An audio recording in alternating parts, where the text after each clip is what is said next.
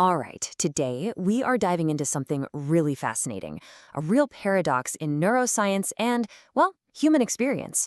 We're looking at how one single substance can create two profoundly different realities inside the human mind. So get this, how can one single chemical key unlock two completely different doors in our consciousness? On one side, you've got the vibrant, pulsing, collective joy of a festival. And on the other, the deeply personal, sacred awe of a spiritual ceremony. Seriously, how is that even possible? I mean, look at the difference. On one hand, the whole experience is about social bonding, sensory pleasure, this big outward euphoric energy. But on the other hand, it's all about healing, finding meaning, and taking this deep inward journey that can literally dissolve your sense of self.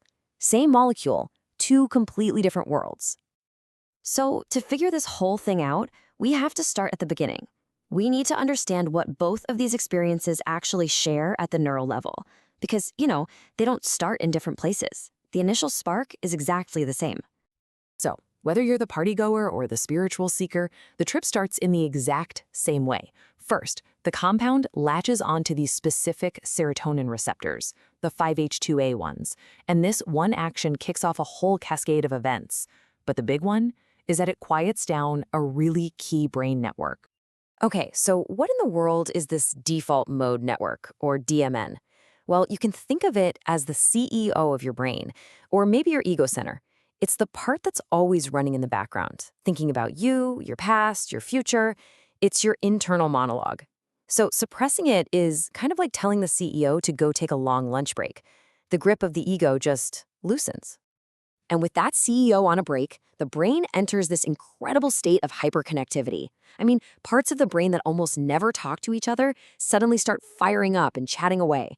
And that's why, no matter the setting, everything feels more vibrant, senses are turned way up, and emotions get amplified. This is the common ground for both experiences. But here's where things get really interesting. From that same shared starting point, the path just forks, like dramatically. The brain, now in this super-sensitive and flexible state, starts to build one of two very, very different feedback loops. And this table just lays it all out perfectly, right? You've got the joy loop over here, typical of a party.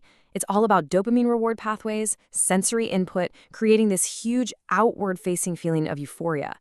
And then you have the spirituality loop, which you'd find in a ceremony. It's tapping into memory and meaning circuits, leading to this deep, inward-facing journey of introspection and awe.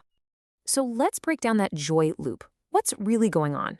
Well, the whole party scene, the music, the lights, the people, it's basically firing up this massive pleasure and reward cycle in your brain. It's hitting the dopamine buttons for euphoria and the oxytocin for social bonding, and it's wiring your senses directly to your emotional centers. It becomes this self-reinforcing cycle of outward-facing joy. Now, flip that coin.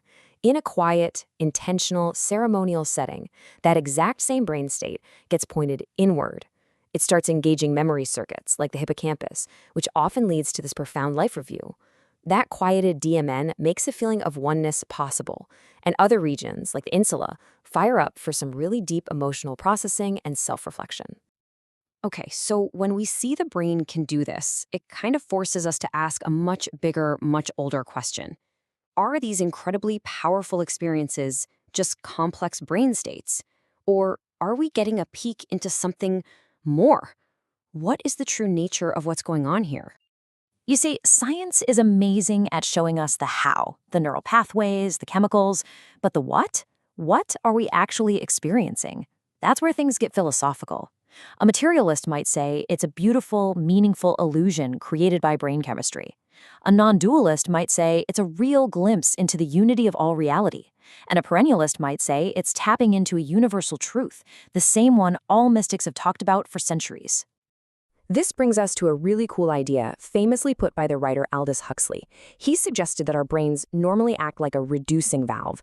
They filter out almost everything from reality so we can just focus on surviving. In his view, psychedelics don't create anything new. They just open that valve for a bit and let a whole lot more of reality flood in. Okay, so let's put it all together.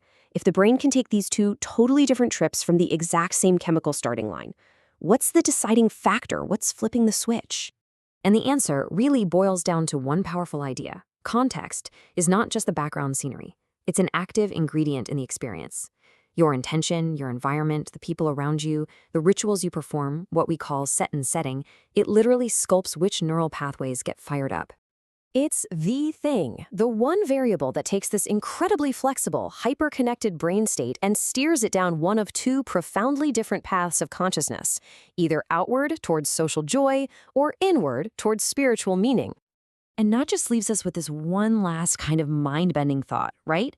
If the reality we experience can be so radically and fundamentally reshaped just by changing the context, what does that tell us about our everyday, normal consciousness? What filters are shaping your reality right now?